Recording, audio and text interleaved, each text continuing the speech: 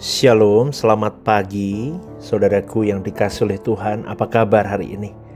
Saya percaya kalian diberkati Tuhan ya pagi hari ini ya. Sebelum beraktivitas, luangkan waktumu, dengarkan renungan ini sebentar saudaraku ya. Saudaraku, kalau kita berkata menyelesaikan dosa, itu bukan hanya membuat seseorang menjadi manusia yang santun, yang baik ya, menuruti hukum, bukan. Tapi lebih kepada bagaimana seseorang itu menghajar hidupnya lebih tepat di pemandangan Allah.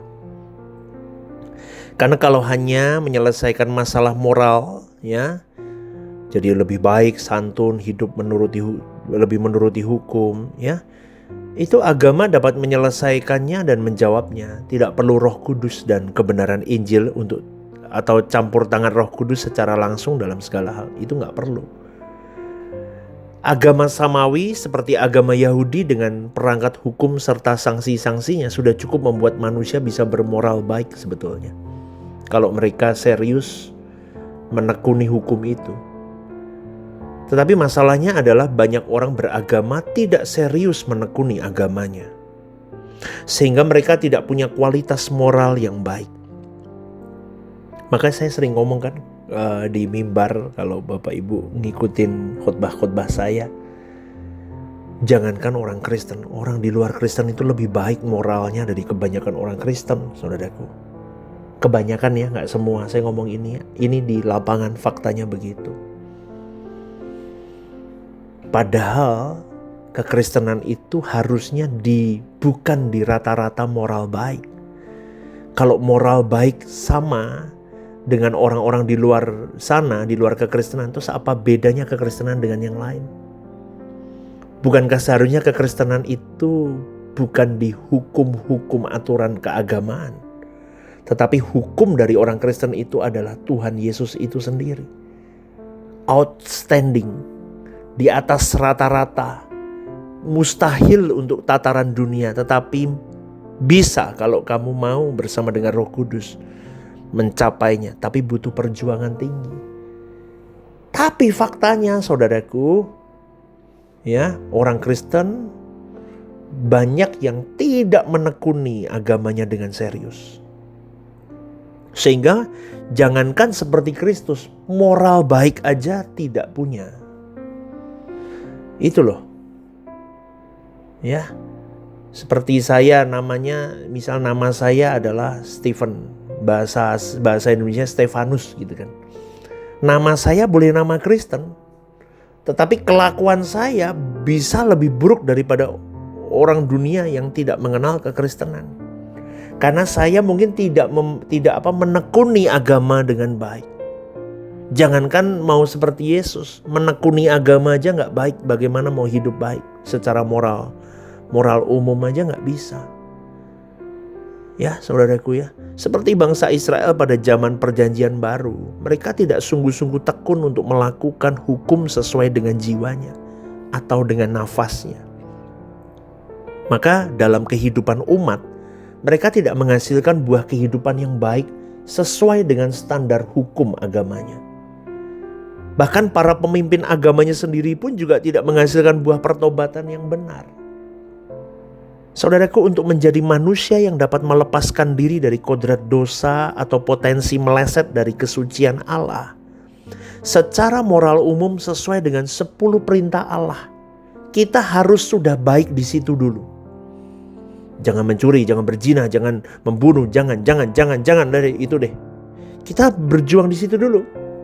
Seseorang harus memiliki moral yang baik, baru bisa naik level lagi habis itu. Mencapai standar kesucian Allah seperti yang dikatakan oleh Tuhan Yesus, yaitu sempurna seperti Bapa. Itu baru level nextnya. Atau seperti yang dikatakan Paulus, serupa dengan Yesus, sempurna seperti Bapa, serupa dengan Tuhan Yesus. Itu nextnya. Jadi gak mungkin Anda bisa berbicara tentang kesucian Allah, hidup sempurna seperti Bapa, serupa dengan Tuhan Yesus, hidup tidak bercacat, tidak bercela, tetapi di moral umum aja kita masih belum bisa. Gak mungkin lewatin level itu, gak bisa. Harus ada step by stepnya. Ya, Gitu ya saudaraku. Jadi bagaimana seseorang bisa mengambil bagian dalam kekudusan Allah? Ya itu levelnya. Kamu beresin moral umum dulu. Jangan ini, jangan itu. Itu seperti 10 perintah Allah toh. Dekalog itu.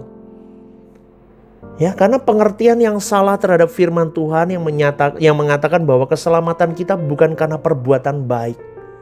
Itu mengakibatkan seseorang merasa tidak perlu berjuang untuk menjadi baik. Tidak perlu berjuang untuk jadi benar. Itu menyesatkan loh saudaraku, dan itu bisa membinasakan jiwa manusia yang mendengarnya dengan salah. Itu sangat, makanya saya gembar-gemborkan hal ini tiap hari hampir. Mungkin Anda bosan dengar begini-begini, tapi biar supaya Anda sampai bosan, yang bosan aja belum tentu lakuin. Ya, karena memang sudah sangat jelas keselamatan kita dimulai dari kurban Tuhan Yesus di kayu salib. Bukan karena perbuatan baik kita, udah jelas itu. Tetapi pengorbanan Tuhan Yesus itu dimaksudkan supaya kita bukan saja bisa berbuat baik, melainkan menjadi sempurna, berjuang untuk mengikuti pathway-nya Dia. Banyak orang Kristen yang bukan saja meleset dari standar kesucian Allah, melainkan juga masih meleset dari standar moral umum aja, masih jauh nilainya. Kalau lihat duit aja bisa bunuh sesamanya. Lo bunuh tuh nggak selalu fisik loh. Nama baiknya kamu bunuh. Lo nggak usah perkara cuan di pekerjaan, perkara gereja itu loh. Itu bisa lo bunuh nama baik orang loh. Apa mau dikejar di gereja itu apa, saya tanya. Nggak ada cuannya, nggak ada duitnya, itu masih bisa bunuh-bunuhan loh di dalam. Itu fakta lapangan di kekristenan, saudaraku. Aduh pastor kalau ngomong jangan belak-belakan. Biar tahu. Itu di gereja pelayanan itu bisa bunuh-bunuhan loh. Bukan bunuh-bunuhan fisik, bunuh-bunuhan nama baik. Itu apa yang dikejar, saya bingung kadang. Nggak ada duitnya, kok bisa begitu ya. Kalau kerjaan ada duitnya mungkin orang masih cinta duit, kejar bunuh-bunuhan begitu. Tapi di gereja nggak ada duitnya, saudaraku. Coba itu apa yang dikejar? Saya kadang sampai moral umumnya aja nggak ada. Wah, nangis-nangis di gereja, ya. Wah, luar biasa. Tapi sama orang tua juga nggak sayang. Itu apa? Itu kadang saya bingung, saudaraku. Kalau moral umum sesuai dengan 10 perintah Allah saja gagal dilakukan, lalu bagaimana bisa mencapai standar kesucian Allah? Itu menjadi pertanyaan. Tapi banyak di antara mereka yang merasa aman aja karena mereka percaya bahwa dosa-dosa mereka sudah dipikul Tuhan Yesus di kayu salib. Sehingga Tuhan tidak memperhitungkan lagi perbuatan mereka sama sekali. Padahal setiap kita harus menghadap tahta pengadilan Kristus. Setiap orang harus mempertanggungjawabkan perbuatannya, baik yang baik maupun yang jahat. Dan firman Tuhan mengatakan dalam Matius 3 bahwa mereka yang tidak menghasilkan buah yang baik pasti ditebang, dibuang ke dalam api. Itu loh sebabnya firman Tuhan mengatakan agar kita menghasilkan buah sesuai dengan pertobatan. Percaya kepada Yesus sebagai Tuhan dan Juru Selamat. Tidak akan membuat kita selamat kalau kita masih hidup di dalam dosa. Ngerti ya saudaraku? Pahami ini. Karena keselamatan dalam Tuhan Yesus bukan hanya menyediakan penebusan. Memang kita dibeli dengan harga yang lunas dibayar, sehingga kita dapat menjadi milik Allah. Kita dapat dikembalikan untuk bisa berstatus sebagai anak-anak Allah.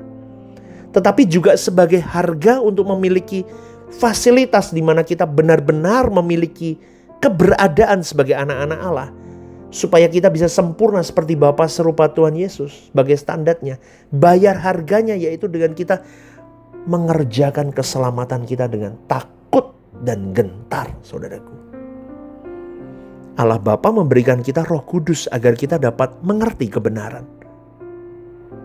Kebenaran Injil secara kognitif atau di dalam nalar akan menggoreskan kebenaran-kebenaran itu untuk kita bisa mengubah karakter kita melalui setiap kejadian hidup yang terjadi. Bahkan dalam segala hal Allah turut bekerja mendatangkan kebaikan bagi mereka yang mengasihi Allah.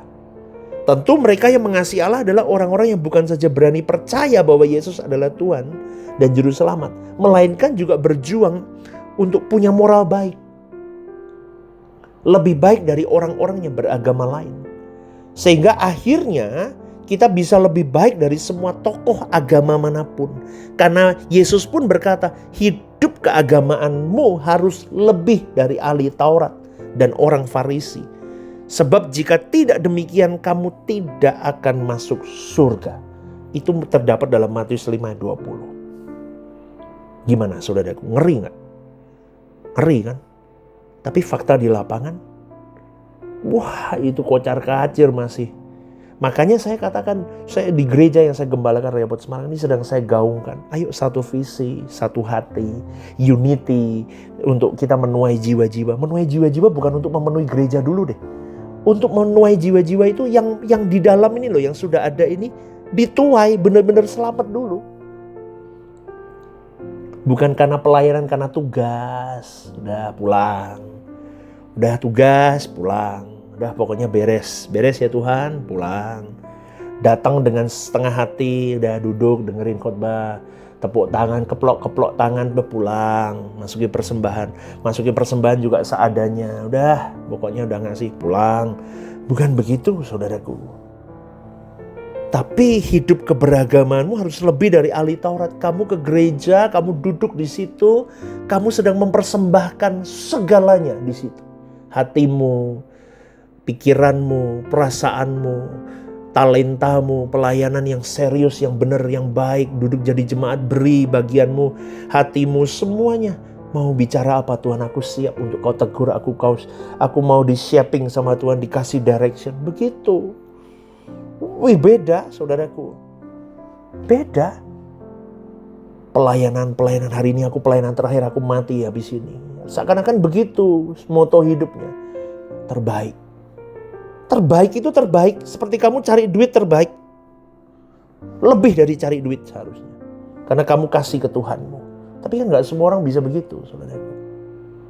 Lah itu supaya bisa begitu, makanya ini renungan ini dengerin. Supaya kamu bisa memberi yang terbaik. Bukan hanya terbaik, the best of the best. Itu kalau gereja di dalamnya atau orang-orang percaya di dalamnya, di keluarga, di pekerjaan, di studi, di pelayanan di dalam gereja, sama orang tua, sama pasangan, sama anak, semuanya kalau dia sudah sadar akan hal ini, hidup keberagamannya harus lebih dari ahli Taurat orang Farisi. Dia harus sempurna seperti Bapa serupa Tuhan Yesus. Gak akan kelas ecek-ecek, gak mungkin dia kasih ke Tuhan. Semuanya pasti bergemilang itu. Jadi murid-murid berbintang. Jadi pekerja-pekerja berbintang. Berbintang artinya begini, punya kelas, shining like star. Shine like star. Dia bersinar di pekerjaannya, dia bersinar di pelayanannya, dia bersinar di studinya, dia bersinar di keluarganya. Jadi berkat dimanapun. Amin gak saudaraku? Makanya kita tidak boleh memandang bahwa kesucian Allah itu sesuatu yang mustahil. Kuncinya suci dulu hidupmu. Sebab Allah sendiri yang berfirman agar kita kudus seperti Dia kudus. Di dalam kekudusan Allah, di dalam tuntunan Tuhan bersama dengan hidupmu. Itu yang membuat dirimu dan diriku powerful bersama dengan Tuhan. Bukan nanti setelah kita mati. Justru kekudusan harus kita perjuangkan, kita capai selama kita masih hidup di bumi. Firman Allah berkata agar kita hidup tidak bercacat, tidak bercela. Dan siapa yang menolak ini berarti menolak Allah. Itu terdapat dalam 1 Tesalonika 4 ayat 7. Ayat ini jelas ditunjukkan bahwa orang percaya harus hidup tidak bercacat, tidak bercela. Ini adalah keharusan yang bersifat mutlak. Garis bawah ini mutlak. Jadi jangan karena sikap kompromi dan penyesuaian diri dengan dunia membuat kesucian hidup tidak berani diajarkan dengan konsisten. Di tempat kerja, hiduplah suci. Kamu dimusuhi gak apa-apa, kamu punya Tuhan. Berani gak? Berani gak saudaraku? Tantang dirimu. Banyak orang malu menunjukkan Tuhannya dalam keseharian hidupnya. Dia mau dipandang rata-rata sama dunia ini, sama. Dia gak berani berbeda. Ingat saudaraku, kesucian adalah nilai tertinggi dalam kehidupan yang dikehendaki oleh Allah untuk kita capai. Dan ini adalah harta yang abadi. Maka untuk hal ini Yesus berkata agar kita mengumpulkan harta di surga mulai sekarang. Dan kita tidak menundanya. Amin saudaraku, kenakan hidup sucimu. Kita berjuang bareng-bareng. Nggak gampang. ikatan kita masih ada banyak ini dan itu. Yuk bareng-bareng. Saya pun juga setengah mati, saudaraku. Satu-satu yuk sebelum kita tutup usia di bumi ini. Dan kita bisa mewariskan ke generasi orang-orang di sekitar kita yang kita layani. Bahwa kita hidup kudus. Dan hidup kudus itu kita tularkan menjadi gaya hidup, lifestyle hidup mereka. Amin saudaraku. Ya, selamat berjuang bersama ya. Amin ya saudaraku ya. GSKI Rehoboth Semarang, one vision, one heart for harvesting. God bless you.